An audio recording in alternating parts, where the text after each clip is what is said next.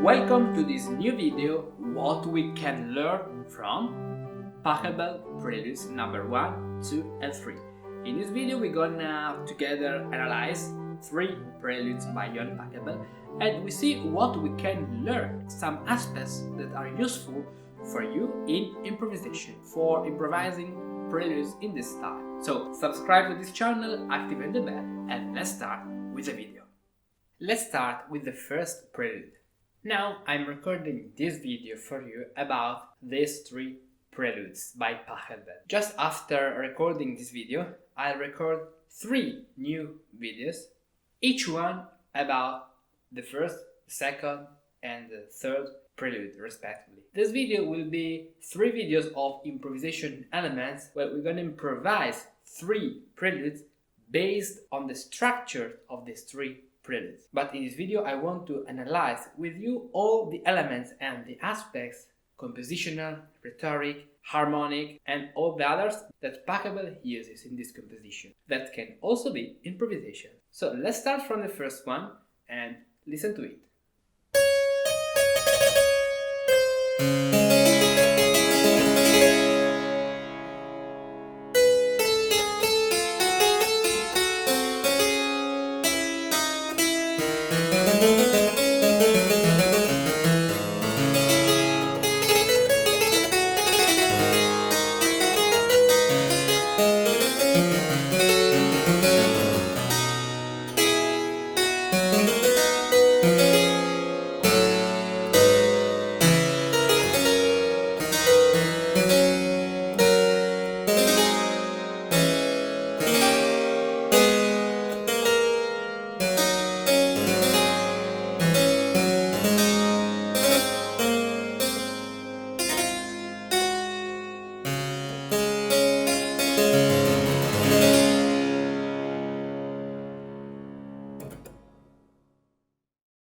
Okay, so the opening, the exordium of this prelude, the first one in D minor, is a big chord.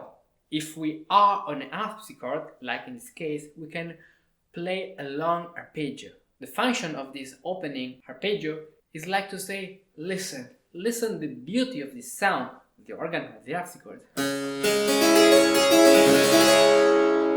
So a long note at the beginning is typical of the toccata or prelude style. In this case, these are preludes in the toccata style. They are preludes because probably they were played before something else, like preludium. But they are toccatas in the style in which they are written. So after the first chord, in this prelude, we find diminutions that are like a speech, a dialogue between the right hand and the left hand.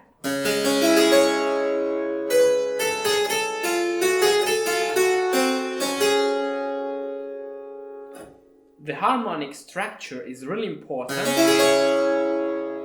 There is like an underlying melody in this way, with also the suspension 4/3.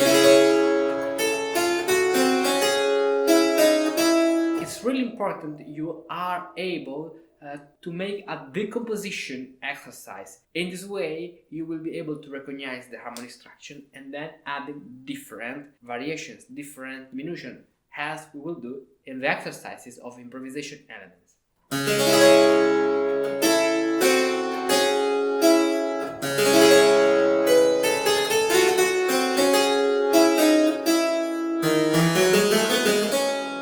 Look at the scale. This is a connection, a conjunction between the low D and the up D.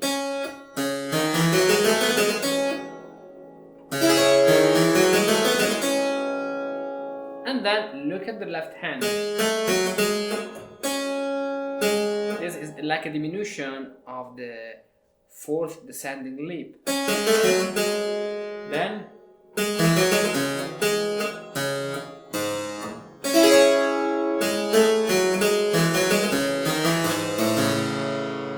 because this isn't like an improvisation style, we have this B flat in the bass that is not on a downbeat, but the sound and the function is like the downbeat. If you look the passage of the right hand, we have suspension 7, solution is on the second beat of the next bar.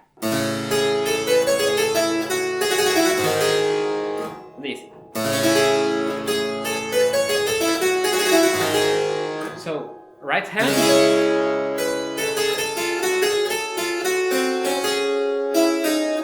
left hand responds to the right hand,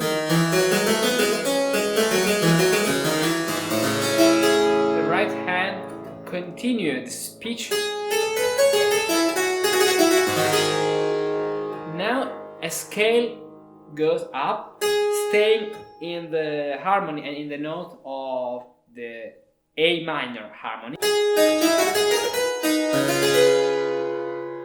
And then the left hand responds.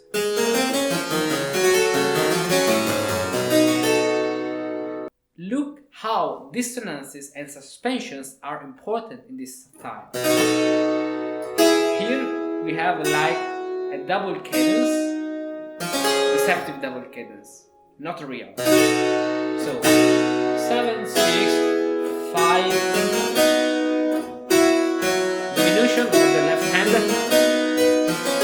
and then there is a new part. So let's focus, before passing to the next part, on the first one. We have an opening chord followed by a dialogue between the right hand and the left hand. How play diminutions in this case?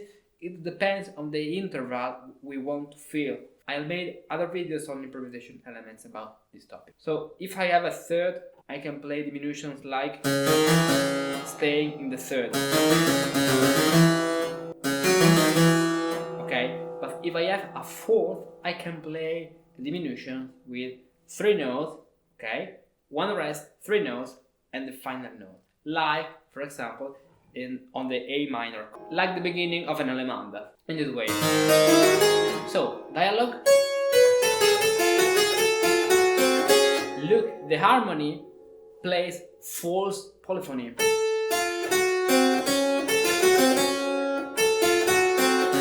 Like a broken chord in French style.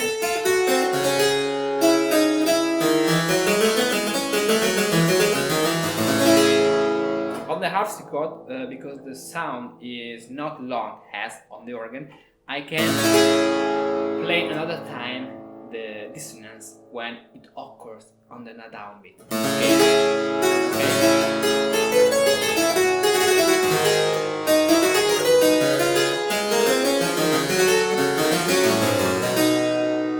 Look, 7, 3/5 chord and 7. This is a sequence harmonized with diminutions.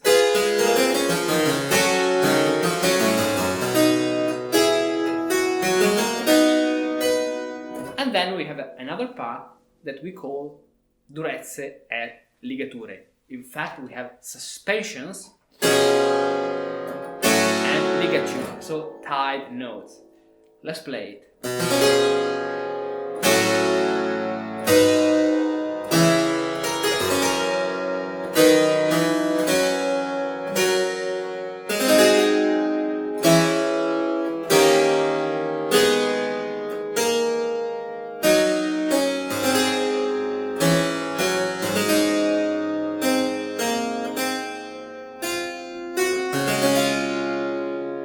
Okay, what we can learn from this part of durezze et ligature? Look, we have downbeat, dissonance.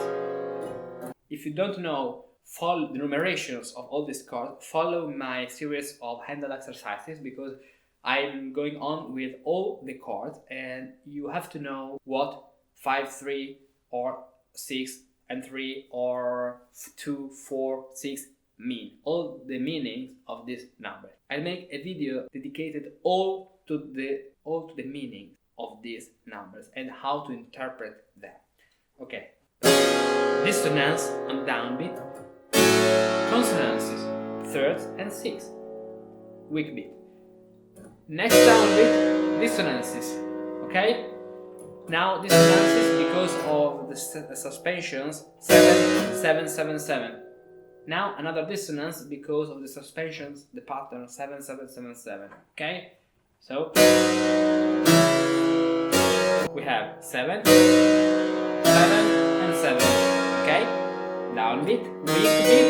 So yeah, this is a 4, but the bass works like a pedal, so we can consider this point like consonant because it is the resolution of the 7. And then we have 4th dissonance, resolution, then dissonance, resolution, downbeat, dissonance, weak beat, consonance. Downbeat, dissonance, 7th, consonance. Yes, we have a 4th, this is a 4th fixed chord, but the bass works like a pedal, so this is the resolution of this chord. Then you can see a 4th dissonance, 4, 3 on the next beat, the resolution. Dissonance, 7th, okay, downbeat, weak beat, resolution, dissonance, downbeat. In this bar, on the penultimate bar, we have a double harmonic rhythm. Remember that the harmonic rhythm is really important because thanks to the harmonic rhythm, you can make a choice among different combinations of sections of harmony. So, 4, 3, and final chord. Okay, this prelude is really simple, but we can learn a lot. The first thing is the opening chord. How beautiful is the sound of this instrument, in this case the harpsichord, or how beautiful is the sound of the organ. Second aspect, really important, diminutions and dialogue between the two hands. Third aspect, durezze et ligature at the end of this piece. Durezze et ligature, downbeat, dissonance, weak beat, consonance. Remember this aspect because it is very important. If you keep in your mind downbeat, dissonance, weak beat, consonance, then downbeat, dissonance, weak beat, consonant, then downbeat, dissonance, weak beat, consonance. This helps you to improvise durezze et ligature. Let's pass to the second prelude. Let's listen to it in a particular interpretation.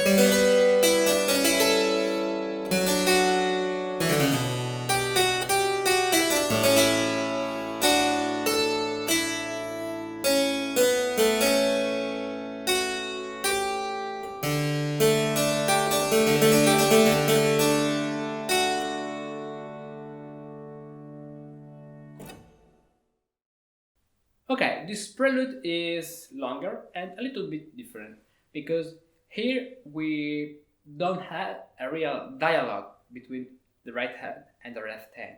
We have a musical figure, this one, that we find in different voices and in a lot of imitations and combinations. For example, also in this case we have the opening chord, okay, dissonance, resolution, figure. The opening pattern is what is called do, si, do, because it is the first, the seventh, and the first degree. I'm making a series about Galant schematas, and the Do Re Mi, that is the origin of Do Si Do, will be one of the next topic of this series. And the Do Si Do is an opening pattern like the Romanesca and the Quiescenza. For example, the Prelude number 1 of the Well-Tempered Clavier by Johann Sebastian Bach is the Do Si Do. Do, look at the bass. Do, Si, Do. We have 3-5 chord, 2-4-6 chord, 6 chord, and then 3-5 chord. This is the Do, Si, Do. And it comes from Do, Re, Mi in counterpoint. So, figure. Okay, then we have this figure in ascending succession.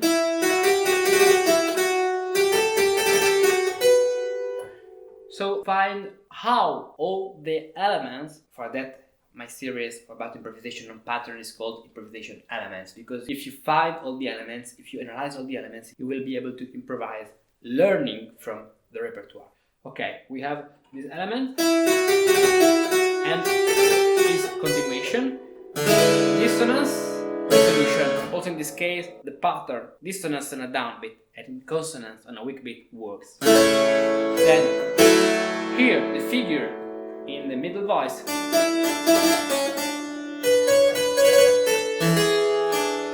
Okay, dissonance, and this is like a double cadence.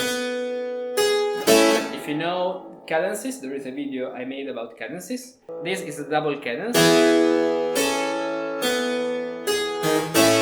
But what happens here that we have this chord, 4-6 chord, flat. This flat allows us to continue with a different harmony. Because if I play this, I have to make cadence or a deceptive cadence or something that is like a conclusion. But with the flat I can go on. Okay, this chord is strong, 2-4-6 chord. This is chromatic, this I have a natural beat. Now figuration in the middle voice.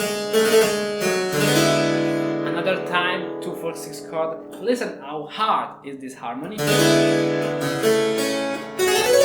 Okay, the scale is rhetorical. It is an anabasis. The anabasis is the ascending scale, musical rhetorical figure. Look at these two bars.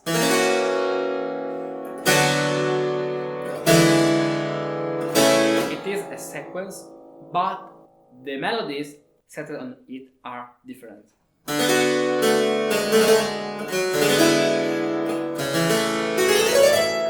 This scale allows us to go up and reach not the apex of this piece, but a really high point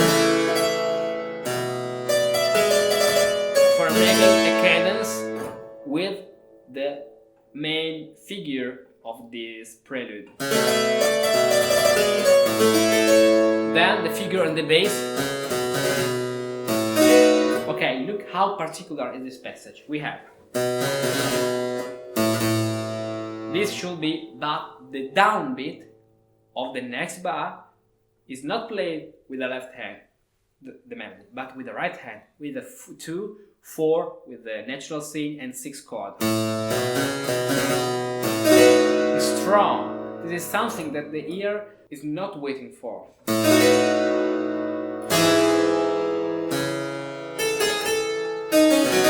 And this is the stupor of the Baroque. The main feature of the Baroque is the stupor. You have to move the affects of who is listening to you. Chromatic, also in this point. Now we have a particular, really interesting passage. We have a bass, a long G, and on this bass, that is like a pedal, we have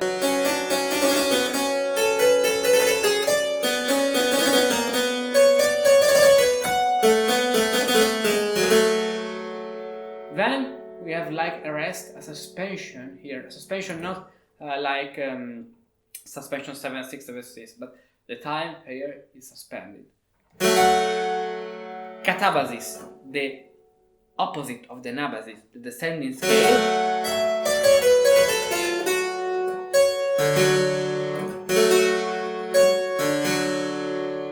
Listen how strong is this dissonance. And now we have a succession of 7, 7, 7 in another inversion, so it is the third inversion, 2, 4, 6. And the resolution, finally a consonance chord. You have to feel the harmony, the strength of this harmony, and to have in your mind all these passages that are applied by Pachelbel in this case, but all the elements you can apply in your improvisation, and combine them in an only one time. So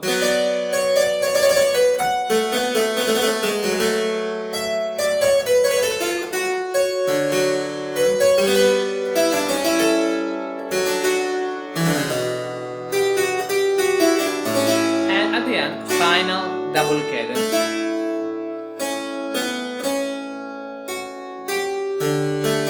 In this way. So this prelude is in a different style. We don't have really a dialogue like between the right hand and the left hand like in the first one, but we have a musical figure that is applied in all the voices. Another important aspect of this prelude than the previous is the use of the dissonance and the hard dissonances like 2, 4 and 6 chromatic dissonances. So what we can learn from this prelude is the use of the dissonance and how to apply figures. We will see better how to apply other figures in the relatives videos of improvisation elements dedicated to these 3 preludes. Okay, let's go on to the next prelude in G major. Let's listen to it.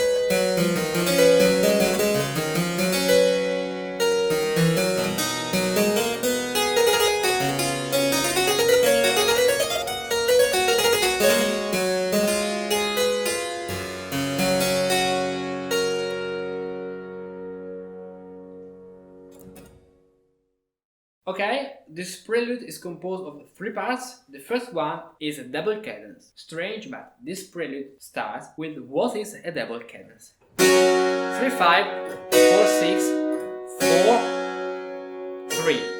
Okay? With this figuration, it is a good way for opening a prelude or a toccata. See, there are a lot of toccatas by Frescobaldi that start in this way, because playing the pedal with the organ, I can stay on the harmony. So this is like another opening pattern, an older and earlier opening pattern than the gallant ones like Romanesca, Do Si Do or Vicenza. Okay? Now, we have a passage with the right hand. This passage is a diminution of a descending arpeggio. Or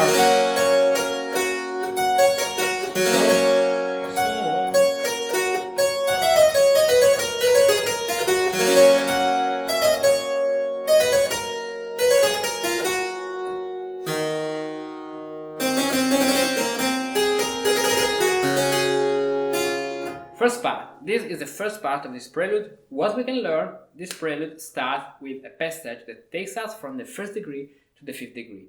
This is important, is another way for opening a prelude. There are a lot of pieces in Baroque style that start on the first degree and then go the fifth degree. This is a proof of that.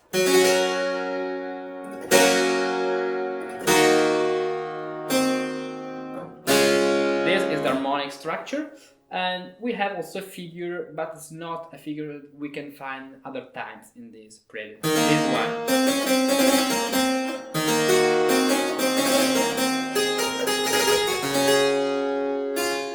Resolution. Okay, now durezze et ligature, also in this case.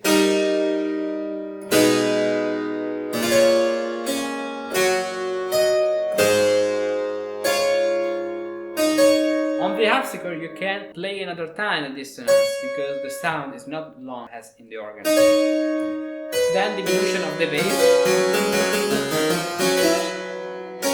Look, this is the bass. 4, 3. Then we have the 5, 6 chord. 4, 3 with diminution.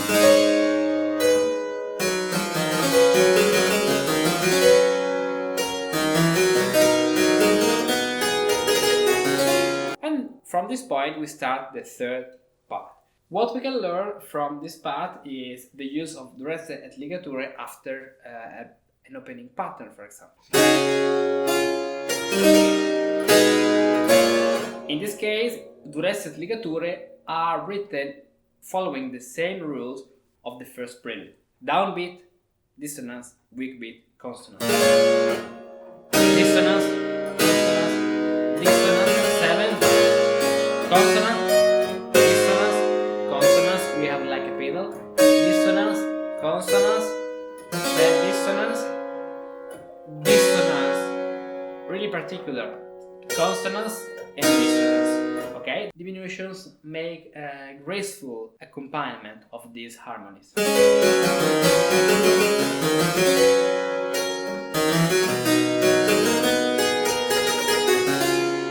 And now, look carefully, we are on the 5th degree of the scale, G major scale, and arriving from